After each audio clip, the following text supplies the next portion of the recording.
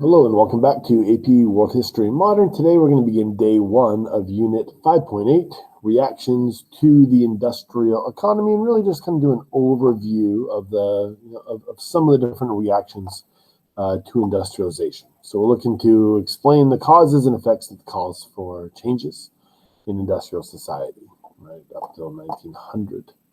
All right, so we're going to look at this from a few different angles. So I'm just going to show this. This is just review, right? Kind of the global effects, more zoomed in effects on specific industries, where these different resources were coming from, right, and where they were going to, right? So, how do different places react to the Industrial Revolution? And of course, the reaction is going to be varied, and really dependent upon some of the realities that are on the ground there. So, in the case of, one of the ways I like to explain this in class is to kind of use the metaphor of a steam engine. You take places like, China or the Ottoman Empire during this time, there's going to be a lot of pressure being built up in that, a lot of steam building pressure up. And there's really not a release valve. So you're going to get some kind of very violent reactionary movements that will take place. Whereas in England, because it is a parliamentary democracy, as the franchise or the vote, right, as the franchise gets expanded to become more inclusive of larger percentages of the population, you're going to see some of these topics that will bring about tension are going to be able to be released, right? So you'll be releasing the steam to kind of ease the tensions a little bit, right? So in England, one of the ways that we're going to see them reacting is things like the Sadler reports, right? So the Sadler report is, we'll kind of get to this in a few minutes, but something we've already mentioned in class, kind of looking at some of the child labor practices that we see during early laissez-faire capitalism. The Sadler report is, one of these realities of a representative democracy. One of the realities of a representative democracy is that the government is accountable to the people, and when the government is accountable to the people, when the population becomes concerned about specific things, government is then forced to react to those concerns. So the Sadler report is one of those reactions. It's a reaction to complaints about child labor practices, abuses of women in the workforce.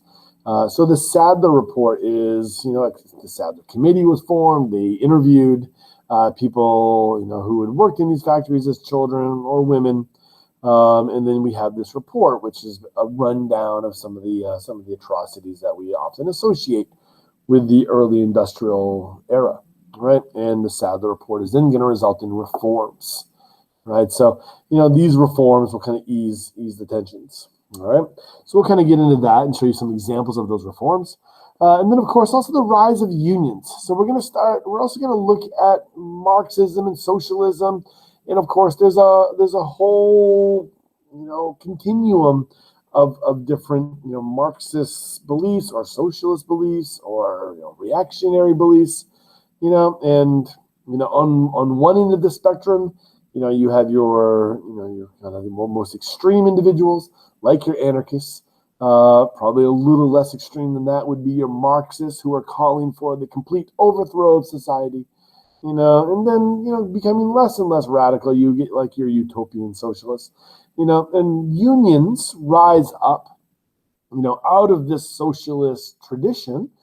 People who are advocating for the workers, but they try to work within the system, right? So not trying to overthrow the government, but trying to become a voice for the workers.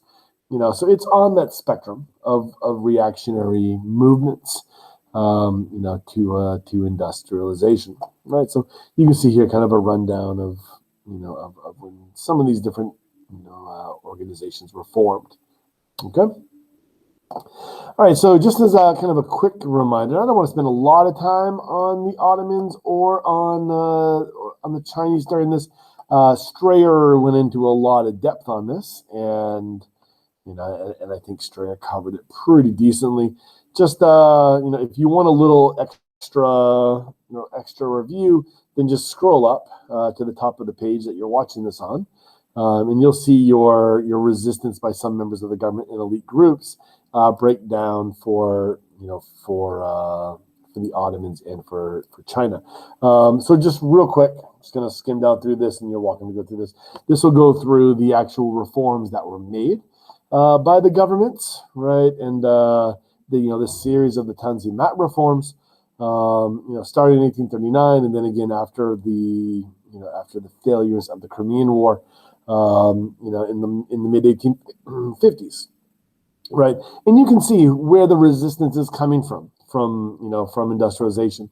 It's coming from the religious conservatives, your religious minority groups, the young Ottomans, the established bureaucracy, the men of the pen within Ottoman society, and so you're going to see reforms and then pushback and then reforms and then pushback, and ultimately a constitution will get written and a parliament will get created, and then within a year it collapses, and you're going to see the Ottoman Empire really run through its last couple of decades in existence as an autocratic state, and then World War II will happen, and then it will be destroyed. It'll be broken up, and so you can definitely make an argument that the Ottomans' inability to reform itself, is what resulted in its demise. And you could definitely make a very similar claim about China, because the Qing dynasty will collapse in 1911. And if you look at what China was before, like during the Qianlong Emperor, during this kind of peak phase, of when China held all the cards, to looking at, the kind of the realities of the Opium War, so starting in 1839, wrapping up in the Treaty of Nanjing in 42, and then look what happens next. You're just going to get once China is forced to open up access to its own country to the West, it loses its sovereignty. You're going to see a real nasty civil war, the Taiping Rebellion breakout, 20, 30 million dead. I've seen statistics going up to 40 million dead. A major convulsion, right, taking place within China.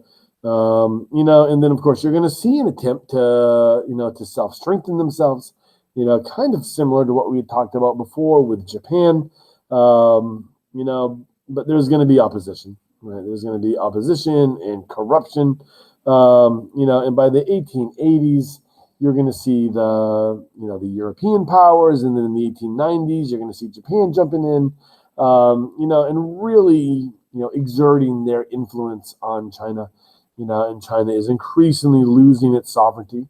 Then you're going to see a rebellion, right, with the intended goal of expelling the foreign devils. That's the Boxer Rebellion. And, reforms are going to get made. However, you're going to also see reaction by countries like the United States and Great Britain and Germany, and they're going to go in and they're going to retaliate. They're going to go in and they're going to protect their corporate interests. And so the Boxers were taking over, these foreign-owned corporations, these multinational companies, taking over their property. So you're going to see the militaries of those states go in, and then literally march their way to Beijing, right, and crush the Boxers. And and you're going to see the Qing dynasty really limp along for another decade, and then collapse in 1911. Once again, the inability to make that transition to an industrial state, is gonna result in its downfall. And and then for the rest of the 20th century, for China, you're gonna have a series of civil wars, a rise of warlordism, increasing foreign presence and invasions.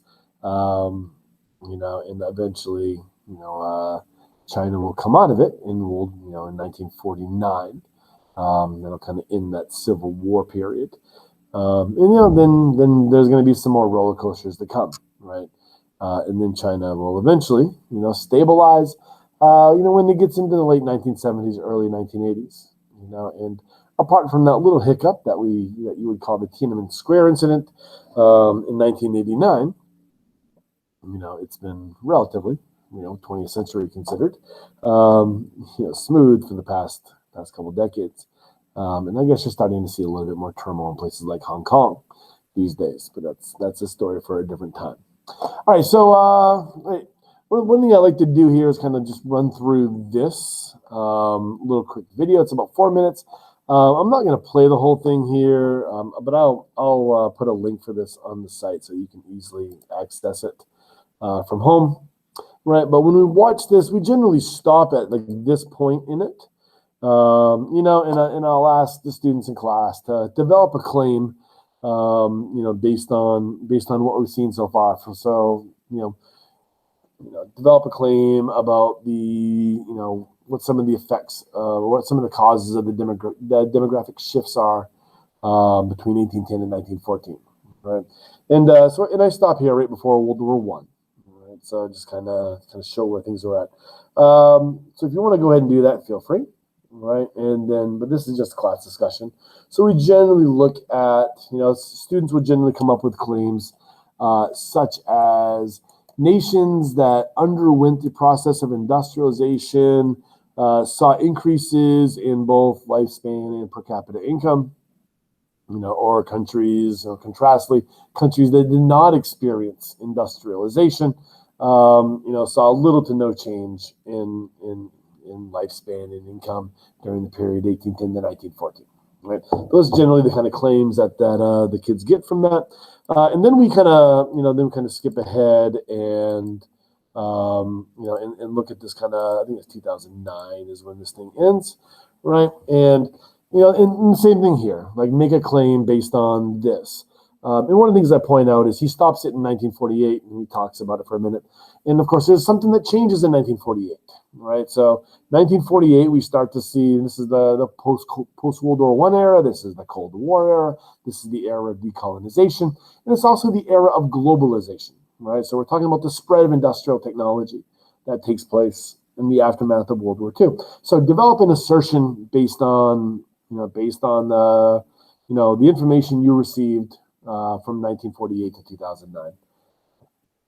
And usually you get two different schools of thought on this. There are kids who will look at this from the Adam Smith perspective, to pull out the old Chinese proverb, a rising tide raises all ships. And so the claim goes along something like this that most kids come up with. And develop your own, right, before I give it to you here. But most kids develop, they come up with a claim on their own. That the spread of industrial era technology will result in an increase in global wealth and an increase in lifespan for the entire planet. So you see this kind of expansion take place, or sometimes kids will kind of specifically, look at this kind of left quadrant and talk about how the spreading of industrial technology resulted in them being able to close the gap, between them and the wealthiest countries on the planet. So that's kind of one way of looking at it, is that kind of Smith capitalism kind of view, right? Every once in a while, it doesn't really happen very often, but every once in a while, I will get a student, who will explore this claim that the spread of industrial era technology did result in an increase in overall per capita income globally and lifespan.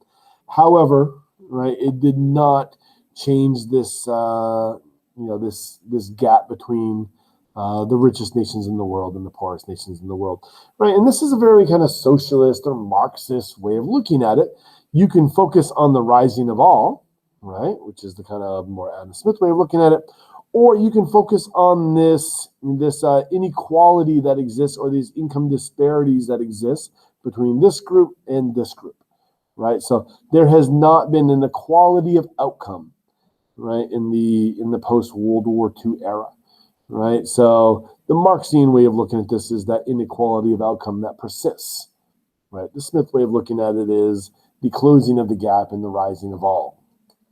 Right, so but in both are, as far as claims are concerned, are able to be supported with evidence, as we kind of dig deeper into these topics. All right, so let's move on. So since we're now starting to kind of getting the ideas of people like Marx, just understand that there is a new vocabulary word, and that vocabulary word is proletariat. So bourgeoisie is not a new word. I first mentioned it in class when we did topic 1.6. The rise of the merchant middle class in medieval Europe. So the Italian city-states, the rise of that merchant middle class. Also, the Hanseatic League in Northern Europe, right, will give rise to the burghers, or the bourgeoisie is the French word, this middle class. So what we see happening here with Marx is a reimagining of this word. So no longer does it simply mean merchants, right, or this growing middle class. It also will come to encapsulate the entire ruling class, right? So he changes the definition, right? So now falling within this word is the landed aristocracy, the gentry, right? The political elite, right? Now kind of fall into that category. All right, and then there's a new word as well, proletariat. And in your excerpted homework from Strayer, you'll kind of notice what Marx does with this word proletariat is, before the Industrial Revolution, the lower wage earning classes of society, the third estate, if you would, if you're talking about France, minus the merchants, they were pretty diverse and in some ways very skilled group of people. Yes, you did have your farm laborers, but you also had your artisans and your textile manufacturers who ran their cottage industries, and they were a pretty diverse, skilled group, right? Who controlled, their own lives in a lot of ways. And what we're going to see happen with the Industrial Revolution, right? And this is what Marx digs into with part of your homework, is that these distinctive groups that existed, right, will all kind of be forced into this proletariat class. And while you have someone who used to be a skilled artisan, right? So in the 1700s, you have your porcelain coming in from China, and your skilled French artisans would hand paint that porcelain, and then put it through the various glazing processes, and bake that artwork on. The Industrial Revolution is going to make those artisans, their skills obsolete. People like Josiah Wedgwood, of Royal Dalton, China fame, will find a way to create and mass produce sticker appliques in which you no longer need a skilled artisan to decorate this porcelain. You can just have a person working on the factory floor applying stickers that are mass produced. And so a lot of these skills that used to exist are going to become obsolete. And right, so then we have this new group, the proletariat, who are simply no more than extensions of the machines in which they are standing at. All right, so there's these new concepts. All right. So before we kind of get into too much of this, let's just kind of look at the political reform sides. So we mentioned before the Sadler Committee, and then the Sadler report that comes out, and then the political reforms that happens. When in class, when we look at this, we will, one of the basic things I will look at is, why do these kinds of reforms happen in England, right? And based on what we talked about in the last video, about laissez-faire, Adam Smith capitalism, this is a clear violation of laissez-faire, right? Very, very clear violation of laissez-faire capitalism. This is an example of the government as intervening and creating regulation, and this is going to restrict or reduce profits.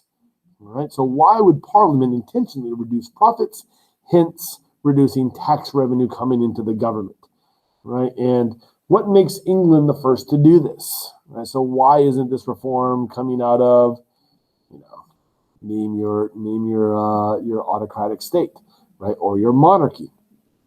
And the answer, that we often come to is the fact that England has a parliament. England has a tradition of democracy, and because it's a democracy, and I guess I've already said this at the beginning of the class, because it's a democracy, you're going to have these kinds of reforms being made, especially as it gets expanded. And that is not to say that England doesn't undergo violence. It does, right? The United States has plenty of violence as well, as part of its history internally.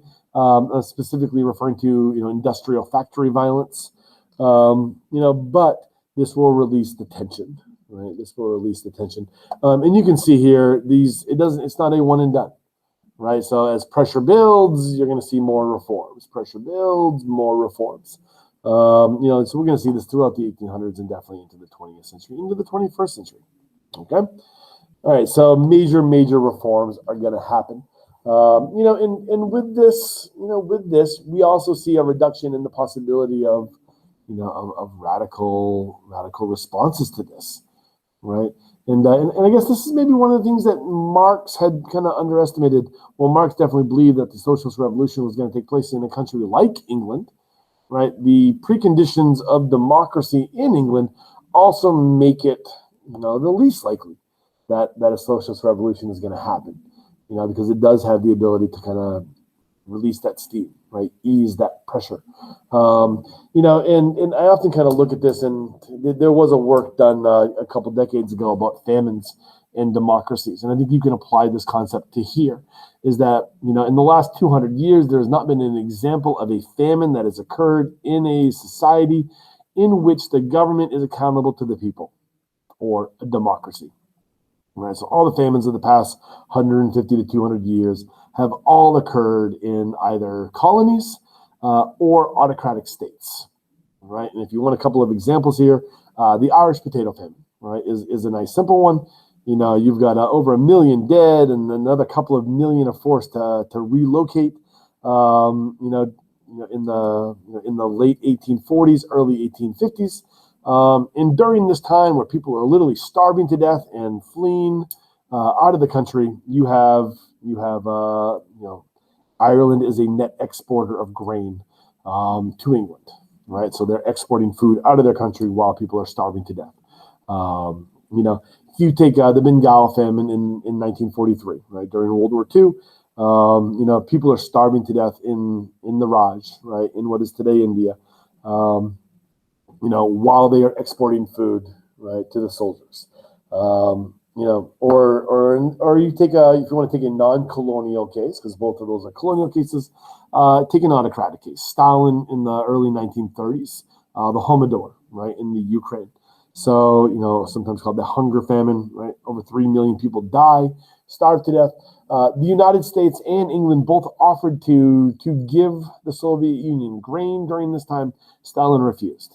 Right, Stalin refused that grain, and millions of people will die. Right, these are the kinds of things that we just don't see where governments are accountable to the populace. Right, so you can kind of take that and apply that, right? Apply that here. All right. So just a real quick kind of rundown. Just there's a lot of new ideologies that are kind of rising up. So we have our traditional ones. Right, so we talked about conservatives. Once again, we're talking about this Think Like Congress of Vienna, 1815, the concert of Europe, kind of preserving this traditional pro-monarchy form. But you have like new things popping up, right? So classical liberalism, and on the cutting edge of that are people like your utilitarianism ideologies, right? People who are kind of want to work the middle ground. They believe in the good of free market capitalism, but also are listening to the reactionary movements and trying to account for that. You have nationalism, which is a new force rising up in the mid-1800s as well, in the midst of all this. So we're seeing this becoming very prominent in places like, the new countries of Germany and Italy that rise up in the 1850s and 60s and become countries in 1871. Right? But you also have socialism, right? So what is socialism? Socialism is a highly diverse category. And within that category, you have some people who are simply advocating for reform of the system. You two individuals who want to destroy the system, all right, and overthrow it. To individuals who want to completely eliminate governments, right? And so it's a real diverse group of ideas. And they get together annually at the Communist International, and the location will vary, depending on the year, right? So you'll have these debates, and they'll debate on which path is the correct path. It's very country specific, and of course it'll be it'll be kind of one of these one of these interesting phenomenons within socialism, these communist internationals. All right, so real quick before we kind of get into this, we do have utilitarianism. I kind of mentioned that under the guise of liberalism, but you can also kind of view this as maybe the most conservative form of socialism, right? So it kind of depends on how you want to view this. But what is utilitarianism? This is probably the quote that we most commonly associated with it: the greatest good for the greatest number. All right. So they do believe in capitalism. They do think that this does provide the greatest amount of good. However, laissez-faire capitalism does not provide the greatest good for the greatest number. Right? They believe that there is a middle ground between what socialists are advocating and what laissez-faire capitalists are advocating. That you can have capitalism that has guardrails or protections put into place by the state. Okay, so they'll fight for things like safe working conditions, child labor, and they will work with the labor unions and become the labor unions as well. All right. So yes, when you talk about, you kind of go back to that previous slide here, your John Stuart Mills, your Benthams. Robert Owens is kind of an interesting person as well, because he's taken these ideas and he's also suggesting that the business owners and the factory owners themselves have a responsibility, in order to take care of its population. And it's one of those things that you're going to see these Owenites. And of course, there's going to be a lot of people around the industrial world who will follow this example, where they will start a factory, and they will provide a solid education for the children of the workers. They will pay the workers, very, living wages, and provide the resources that enable the laborers to flourish. So it's utilitarianism isn't just about government. It's about advocating that the factory owners play their part as well, right? And don't require the government to force them to do things, right? So, but we're not going to get into all this kind of the specifics of all these different forms or these different ideologies. AP Euro does that pretty good, right? We just need to understand the basics for this course. All right, so in class, we generally play a quick little simulation, right? So mercantilism would give way to capitalism, economic system in which countries, trade, industry are controlled by private owners for profit, freedom, right? Competition, laissez-faire, right? So as a result, we get unequal classes. So generally in class, I'll give them all a little token, and that'll be considered a bonus point on their next test. So if there's 30 kids in the class, we'll start the class with 30 bonus points. And then I will let the kids rock, paper, scissors each other and let them go ahead and take, each other's points. So theoretically, I could have a student end up with 30 bonus points on the test. I do allow kids to make decisions about what they want to do, but if there's an asymmetrical power relationship between the two, I let the kid who has more power make the decision.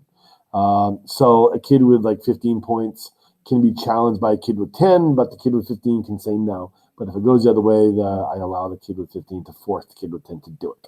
Right. So, and generally there'll be a couple of kids who will end up with a point. So you'll have somewhere about 10 points for about 3 kids usually. Yeah, but every once in a while there'll be a 30-point winner. Right. So then from there we kind of transition on. Right. So we talk about, the class struggle that exists and the struggle over the wealth of bonus points. There's going to be kids who are mad and kids who will refuse to play and they don't want to talk about it anymore. But reality is there's going to be kind of an inequality that exists within this system. So we'll kind of break that down in class. All right. And then we'll kind of look at this. Government takes control of the major industries in the goal of having a classless society. So I am the government. So I guess I will collect those extra credit points, and then I will redistribute the wealth, right? And of course, the inherent issue here is, who do I redistribute it to, right? At that point, I become the chooser of winners and losers. So do I keep everyone equally poor with a single bonus point each, right? So that there's really no winners, that everyone has to suffer together. Or do I become the one who handpicks the winners, right? So, I mean, I theoretically know who needs the help the most, but for the top kid in class, my number one student in class, as far as grade is concerned, me giving them 30 bonus points on a test could actually make them go from being like number 3 in the class as far as GPA, maybe to number 1 in the class, and that might make them a valedictorian. So who am I to decide, right? As the state, well, I am the state. So I guess I have the power to crown someone valedictorian based on who I decide to make the winner in this situation. So do I help those at the bottom, or do I help those who, on the surface don't appear to need it, but might benefit the greatest from it? I mean, the difference between being 3rd in your class and 1st in your class might mean the difference between admission to Princeton or not. Who knows? All right, so, right, we'll deal with that. And eventually, theoretically, a classless state will be achieved and no government will be needed, and not much different than anarchism minus the transitionary socialist phase. All right, and of course, there's no need for extra credit because you're all going to be equal anyway, right? Okay, so that all being said, that when I do that simulation in class, and I do it on a normal year, but things aren't normal this year, so I may or may not do it in class. But it generally does not result in everyone being happy, even though everyone is treated equal. So, but anyway, this is, a document. Sometimes in class we'll kind of break this down and we might source the main idea of this document. I'm not going to do that now. So one of the things about Marx, just kind of get into this, right? It's this very famous line from your homework, right? The proletarians have nothing to lose but their chains. They have the world to win. Working men of the country or the world unite, right? So when we talk about Marxism and Karl Marx, what communism means and what socialism means it's different depending upon who it is you're talking about. Marx views this as an end, right? Doesn't really talk much about this. He talks a little about this like middle ground or in between time, and then really doesn't really say what this is really going to be like, right? But I'll get into that kind of stuff tomorrow or in the next video. All right, so just your homework, just so you know, it was co-written, right? So the Communist Manifesto, which you're reading a couple excerpts from that for your homework from your Strayer text. It's a co-written piece by Friedrich Engels. So he's actually comes from a British factory owning family, and Marx, right? So it's a call to action, right? I like to look at the Communist Manifesto. It's more like a political speech. It's got some good catchphrases and a little bit of a build-up, but it's not a platform. Like, you don't really get to learn what Marx thinks socialism is going to be like in the manifesto. So it's a political speech, more or less, right? You do have it in your textbook. There is this link to it that I pulled from, I forget where I pulled this from, UC Davis, right? University of California, Davis had put this online that I pulled it from, right? And this is just, once again, an excerpt from the manifesto. The manifesto, it's a pamphlet. It's not that long, but it's still about 40-something pages, I think. So this is just an excerpt from it. And you can see our new vocab words being thrown here. In your Strayer excerpt, it's a little different from this. But one of the things you're going to notice in the reading is that Marx uses this thing known as historical materialism or dialectic. He builds the story and uses history, right? And in doing so, he builds this, right? He builds this almost what becomes an inevitability, right? I guess you could look at this as a systems approach to history, right? Is what Marx has, is that history is moving forward. It is progressing. It really doesn't matter what any individual does. There's nothing you can do to stop it, right? It's like a glacier that's moving its way, being pulled by gravity. And that's how he builds in the manifesto, is it's a real systems approach. So it doesn't matter what any individual does, right? This is coming. This is the end result, and you can either join it, or you can be run over by it. Right? Really is kind of the message that you're getting here from this, right? So it is evident that the bourgeois is unfit any longer to be the ruling class in society and to impose the conditions of existence upon society as an overriding law. It is unfit to rule because it is incompetent to ensure the existence, right, in existence to its slave within his slavery, right, because it cannot help letting him sink into such a state that is fed to him. Society can no longer live under this bourgeoisie, right? Existence no longer compatible with society. So you have to destroy, right? That has to be destroyed. And of course this kind of last little bit is probably the most quoted bit of this, right? So the communists disdain to conceal their views and aims, right? No need to hide, right? In 1848 anymore, right? They openly declare that their ends can be attained only through forcible overthrow of the existing social condition, right? You cannot allow reforms to take place. Reforms are too slow, and ultimately, they lead to regression, right? So let the ruling class tremble at the communist revolution. The proletariat have nothing to lose but their chains. They have the world to win. Working men of all countries unite, right? So it's an interesting piece, right? As far as uniting people and good catchphrases, and it sounds really nice. Right? It does sound really nice, right? And but once again, this doesn't tell us how it would actually happen or what would happen after they unite. But we'll talk about that kind of stuff tomorrow, right? Or in the next video. All right. So you do have some call for arms here, right? But it's pretty limited. Okay. And there you go.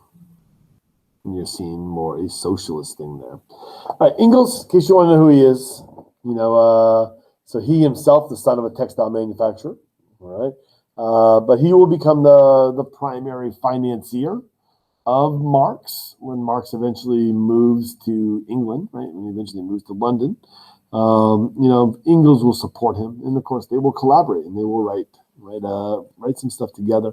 Of course, Engels, in his own right, is had a pretty good writing career as well. All right. So why do we even bother learning about Marx or Engels? Because in the coming units, their ideas are gonna spread. And you're going to see some of these ideas, specifically some of the ideas that I'm going to discuss in the next video. Some of these ideas are going to get applied, all right? And so, Marxism, right? Marxist ideas are going to become one of the more influential ideologies during the 20th century.